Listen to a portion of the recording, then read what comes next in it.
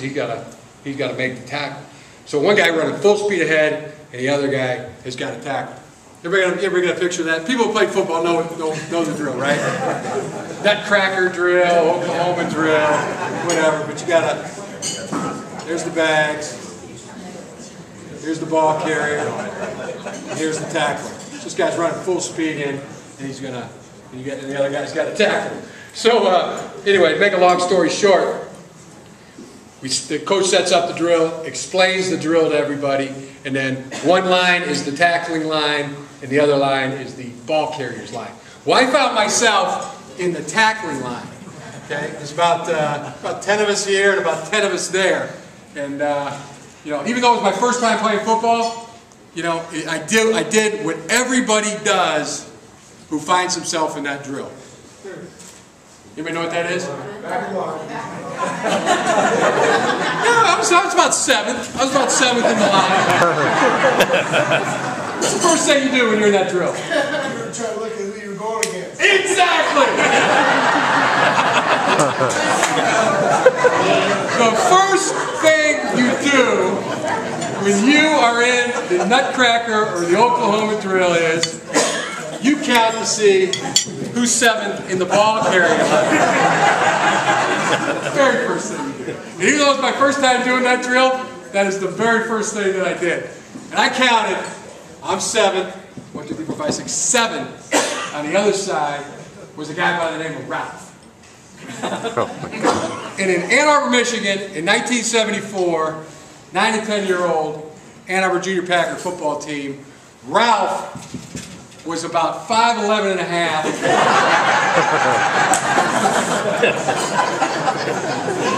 Weighed over the maximum of 142 pounds. On about a 5 o'clock shadow going.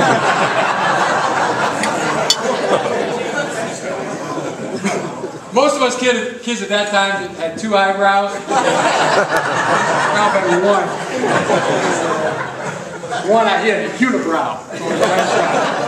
So the toughest kid in school, the toughest kid on the football team, and you know, the absolute worst position that a guy could find himself in. And I'm there about 94 pounds, little frail, skinny guy, and I said, "Dear God,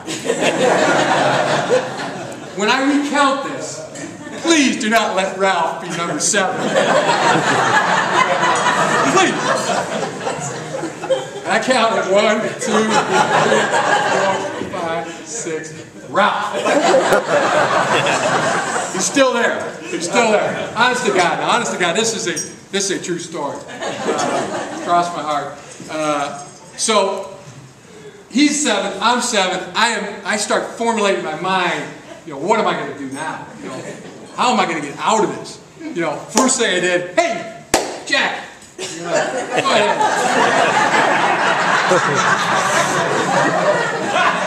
Hold on. Ralph's number 7. I'm not going 7th. You go. You're up there. So hey, tried the other guy. Anyway, nobody's having it.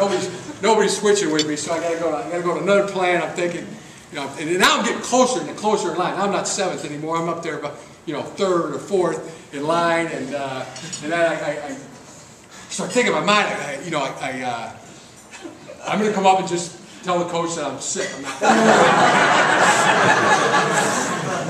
I'm sick to my stomach. Possible way that I can continue practicing today. And I felt good about that. I felt good that I was going to get out of that. And the guy, 2 people in front of me tried the exact same thing. The coach told him to get his butt back in there. So I knew that wasn't going to work. I knew I couldn't quit. That was the other thing. The last thing that went through my mind as I was trying to get out of this was I couldn't quit. My dad, when I signed up for football, and I told him how bad I wanted to play football, and all that. He took me to the store, Sears and Roebuck, and bought me a $13 pair of cleats at that time. And the one thing he made me say, so I'll buy these cleats for you, but make sure and understand, please understand, when I tell you this, son, that if I buy you these shoes, you are not going to come walking down that street after you quit. Please understand. And I say, yeah, okay, Dad, I'm not going to quit, I'm not going to quit. And I knew that if I did, that it would be far worse than anything that Ralph could have possibly done to me. So it's over. I'm in line now. I'm standing there, and I said, it's going to happen. This is going down. So I try to think of everything that the coach had taught us the last 2 days, and about tackling and getting in a football position. Feet shoulder width apart. Underneath the armpits. Weight on the balls of the feet. Slightly turned in on the toes. In a good football position.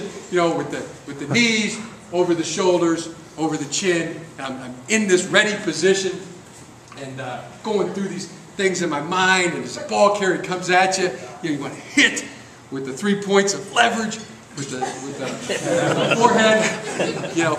Throw the arms up into the sky, see what you're hitting with your eyes, and then wrap on the tackle. I'm going through all this in my mind. I never made a tackle in my life.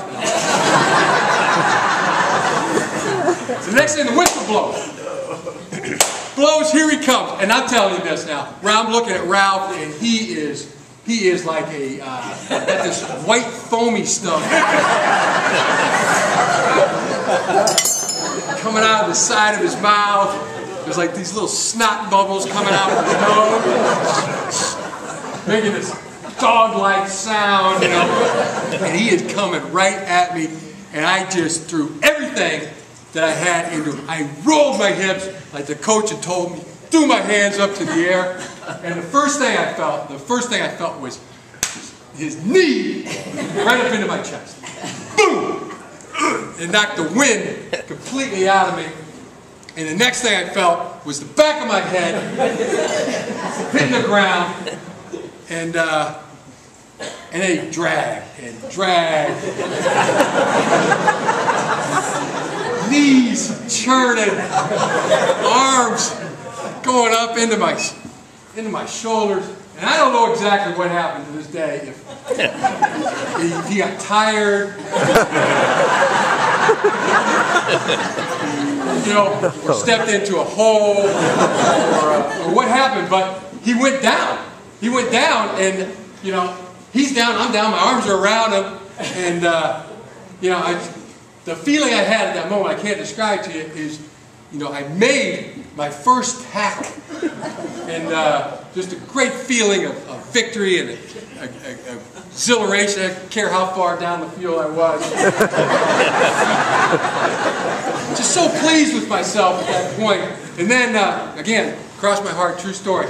I had a problem because I couldn't see. I opened my eyes. My eyes had been closed. I opened my eyes, and it was completely dark. I couldn't see anything. And,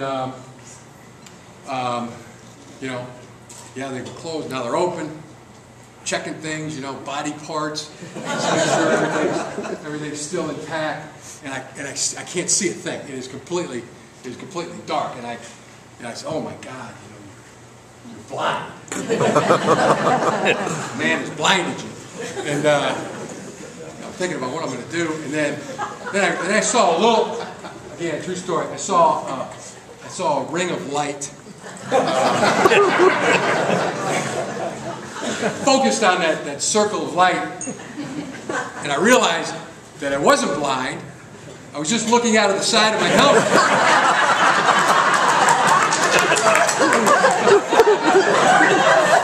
True story. Oh my God. I popped to my feet, got my helmet back on.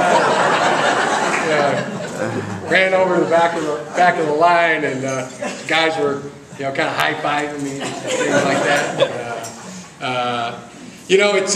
It's amazing, and I told you before. I mean, I've got so much motivation out of that throughout my life, because I go back and I think about that time, how scared I was, how I wanted to quit at that moment, and going into the unknown, not knowing what was going to happen, and you know, really having no courage at all, you know, before that took place, and then, you know, and then afterwards, you know, I got the courage after, you know, did it, you know, went into it, didn't have the courage, did it, got the courage after, and you know, that's kind of been my, you know, that mantra or whatever that has gotten me through so many situations from that point on, because that tackle led to a lot more tackles and led to, you know, me staying, playing football.